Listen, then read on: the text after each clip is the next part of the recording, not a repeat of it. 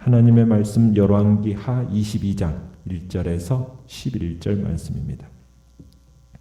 열왕기하 22장 1절에서 11절입니다.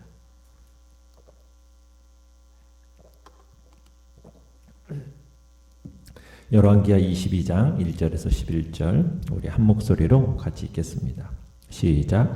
요시아가 왕위에 오를 때에 나이가 8세라 예루살렘에서 31년간 다스리니라.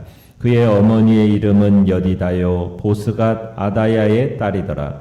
요시아가 여호와 보시기에 정직히 행하여 그의 조상 다윗의 모든 길로 행하고 좌우로 치우치지 아니하였더라. 요시아 왕 18째 해에 왕이 무슬람의 손자 아살리야의 아들 서기관 사반을 여호와의 성전에 보내며 이르되 너는 대제사장 hil기야에게 올라가서 백성이 여호와의 성전에 드린 은 곧 문 지킨 자가 수납한 의인을 계산하여 여호와의 성전을 맡은 감독자의 손에 넘겨 그들이 여호와의 성전에 있는 작업자에게 주어 성전에 부서진 것을 수리하게 하되 곧 목수와 건축자와 미장이에게 주게 하고 또 제목과 다듬은 돌을 사서 그 성전을 수리하게 하라.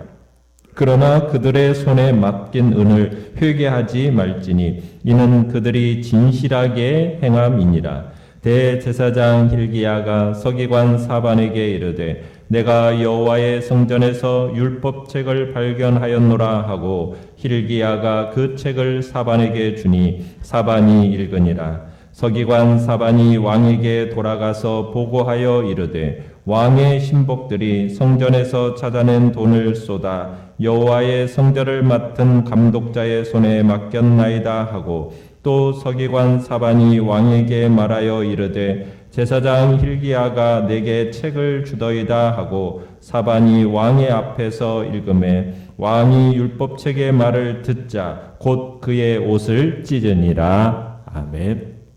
오늘 말씀의 제목은 말씀 앞에서 보여야 할 반응이라는 제목으로 말씀을 나눕니다. 아버지 아몬이 신하들에게 시해드는 바람에 요시아는 8세 어린 나이에 갑자기 왕위에 오르게 됩니다. 하지만 그는 그때부터 이제 31년 동안 유다를 다스리게 되는데 여호사밧 히스기야와 함께 유다 왕조의 최고의 성군으로 남게 됩니다. 요시아는 므낫세 아몬으로 이어진 그 악한 왕들과는 전혀 다른 경건한 왕이었습니다. 사실 열왕기 기자는 이 오래전부터 요시아의 탄생을 기다려왔어요. 왜냐하면 우리가 전에 열왕기상 13장에서 보았듯이 이스라엘이 남북으로 나뉠 때 북왕국을 차지했던 여로보암이 베델과 단에 금송아지 우상을 만들고 신전을 세우지 않았습니까? 그때 한 선지자가 나타나서 훗날에 요시아라는 사람이 나타나 여로보암의 이 제단, 이 세운 제단을 파괴할 것을 예언한 적이 있었거든요.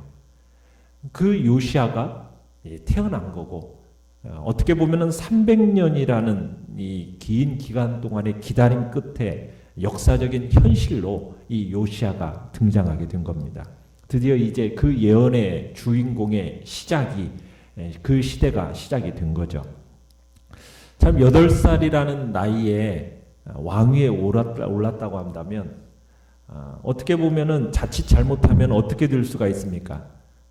정치 세력에 의해서 농간을 당할 확률이 굉장히 높습니다. 그렇지만 이 요시아는 하나님의 말씀을 따르면서 자신의 정권을 아주 든든하게 세워갔어요. 이 열왕기 기자가 평가하는 바는 이 요시아의 일생을 누구와 같다라고 얘기하고 있습니까? 2절에 보면은 다윗 왕과 같다라고 얘기하고 있어요. 어떻게 보면 율법이 정의하는 가장 이상적인 왕으로 평가받은 사람이 바로 이 요시아 왕입니다. 율법이라는 것은 참으로 이스라엘 왕이 밤낮으로 깊이 묵상해야 되고 배워야 할 그런 것이라고 신명기에서 분명히 이렇게 기록해 놓고 있었던 대로 요시야는 이 율법 준수하는 일에 있어서 좌로도 우로도 치우치지 않았던 정말 훌륭한 신앙인으로 평가받고 있는 겁니다. 이때까지 이스라엘에 있어서 요시야 같은 왕이 없었다고 얘기하고 심지어는 그 전 히스기야보다도 더 훌륭하다라는 열왕기 기자의 평가입니다. 자, 내용 같은 문제 1번을 보시면 요시야 왕 재위 18년 차에 무엇을 했습니까? 자, 3절에 보시면 요시야가 이제 18년째가 되면서 낡은 성전에 관심을 기울이기 시작합니다. 그러면서 성전 보수를 시작해요. 성전이라는 것이 세월이 지나면서 자연스럽게 부식되어서 그것을 보수하려고 했던 것이 아니라 이 므낫세와 이 아몬 시대 때 이 유다 왕들이 의도적으로 성전을 훼손하고 파괴했습니다. 그래서 요시야가 이 서기관 사반을 통해서 이제 성전 보수를 시작하게 된 겁니다. 그래서 이때 이제 18년째 요시야의 나이는 몇 살이었겠습니까? 26살이었겠죠.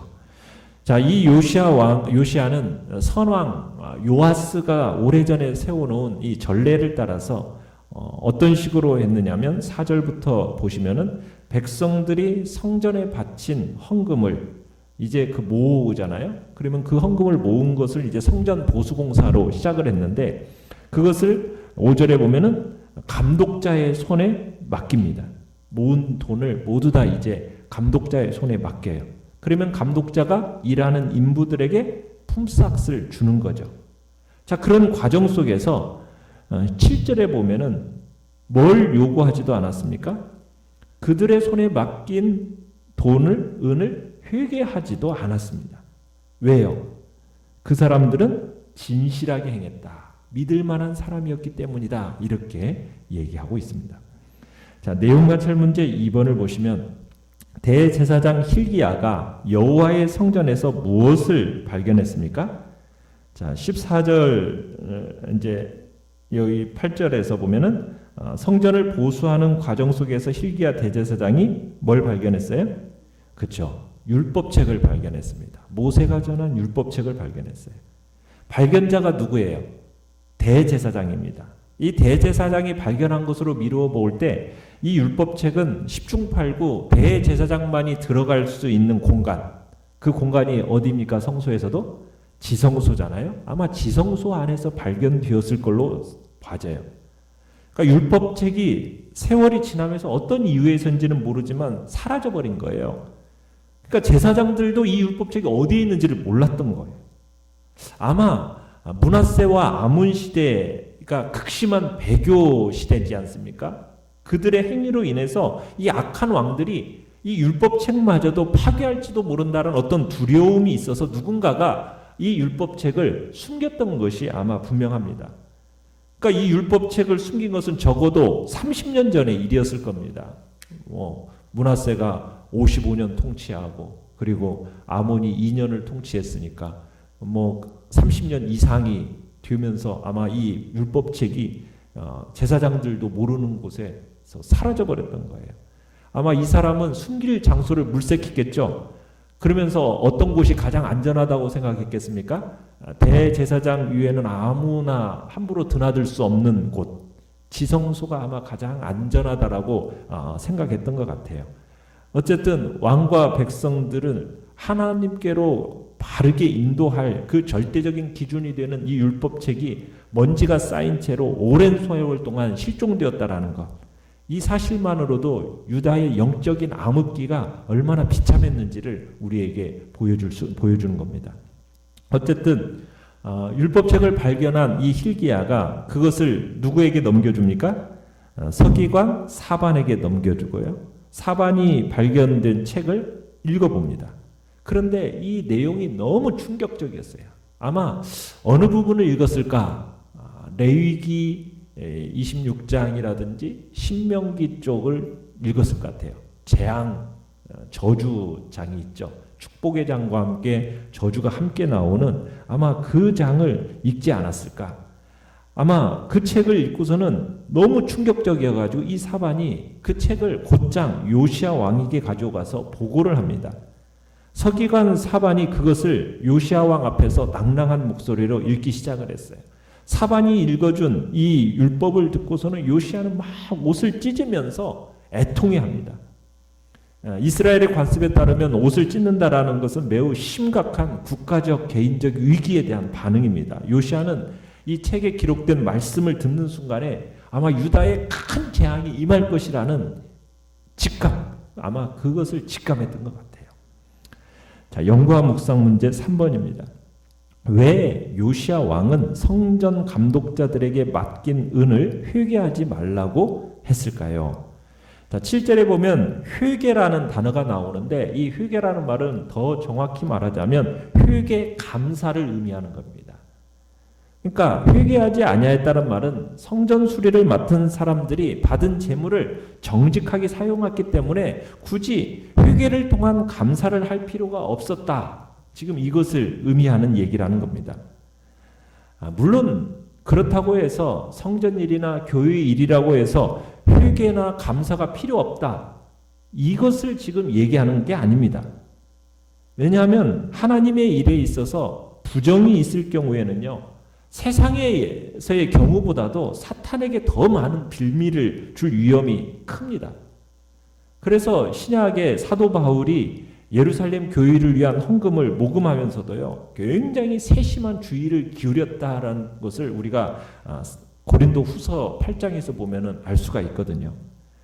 그런데 이 본절에서 이런 표현을 썼다라는 것은 이 당시 성전 보수를 맡았던 사람들이 정직했다라는 것을 강조하기 위해서 지금 이런 표현을 쓰고 있는 겁니다. 그러니까 정직과 투명함, 이거야말로 하나님 앞에 바로 서기 위한 어떻게 보면 요시야 왕의 종교개혁 정신하고 아주 부합되는 아름다운 모습이라고 할 수 있었던 거죠. 참 그런데 오늘날 이 시대를 보면은 세상은 물론이거니와 교회조차도 이러한 정직함과 투명함이 많이 사라져 버렸죠. 그래서 참 실로 안타까운 일들이 우리 한국교회 내에서 일어나는 일들이 보여져요. 참 주님께서는 이 세상에서 우리 믿는 자들이 성도들이 세상에 뭐라고 얘기합니까? 소금이요 빛이라고 말씀을 하시죠. 그러면 우리는 부정과 부패로 혼탁해진 이 세상 속에서 정말 우리 성도들과 교회는 진정한 소금과 빛이 되어야 돼요. 그러려면 먼저 재물 또 언어 이런 것에 있어서 정직과 투명함이 있어야 되는 거죠.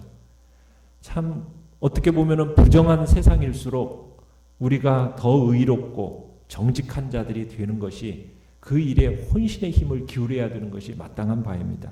그 정직과 투명한 삶을 바탕으로 해서 우리가 세상을 책망하고 세상의 거짓과 부정을 책망하는 자리에 서야 정말 하나님의 공의가 드러나고 하나님의 진리가 더 분명하게 드러나게 되는 거 아니겠습니까? 그런데 참 오늘 이 시대 속에서 교회가 성도들이 그런 모습에서 많이 넘어지는 것을 볼 때 안타까움이 있는 거죠. 우리는 하나님의 공의와 진리를 드러낼 수 있는 더 당당하고도 자랑스러운 하나님의 백성들이 되도록 정말 세상에게 손가락질 당하지 않도록 진실한 자들로 우리들이 서야 되겠다고 한번 결단을 해야 될 것입니다. 느낀 점 4번을 보시면 요시야 왕이 서기관 사반이 읽은 율법책의 말씀을 듣자 곧 그의 옷을 찢는 것을 보며 무엇을 느낍니까? 11절에 그렇게 나오죠. 곧이라고. 그러니까 하나님의 말씀을 들은 즉시 즉각적인 반응을 보인 겁니다. 참 이것을 볼 때 요시야 왕이 하나님 앞에서 얼마나 진실하고 겸손한 자였는지를 참 느끼게 됩니다. 참 아버지 아몬이나 할아버지 므낫세 어떻게 보면 그들의 이어지는 우상 숭배의 시대를 거치면서 말씀조차도 희귀해진 상황이었어요. 그죠? 몇십 년 동안 율법책조차 사라져버린 시대였으니까요. 그런데 이 요시야 왕은 신하가 읽어주는 그 말씀을 듣자마자 어떤 반응을 보였어요? 옷을 찢으며 회개하는 반응을 보입니다. 참 그런데요. 말씀을 듣는다고 해서 모두 다가 이런 반응을 보이는 건 아니에요. 성경을 보면은 이와 전혀 반대되는 모습을 보여주는 사람도 있거든요. 우리가 예레미야 36장에 가 보면은 에레미야의 예언을 전해들은 여호야김 왕하고 그의 신하들이 자세가 어떤 자세였냐면, 그곳에 기록한 것을 보면 당시 왕과 신하들이 에레미야가 들려준 이 예언의 말씀을 읽은 것을 들었어요. 그런데 어떤 자세입니까? 옷을 찢거나 하나님 앞에 회개한 사람이 한 사람도 없습니다.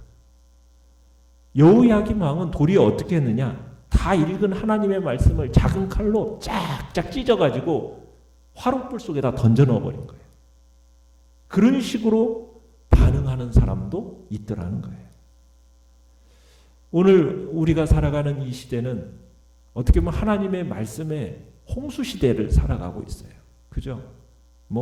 교회에서 들려지는 말씀만이 아니라 우리가 기독교 방송, 인터넷, 유튜브 방송, 수많은 말씀이 막 터져 나오고 있어요.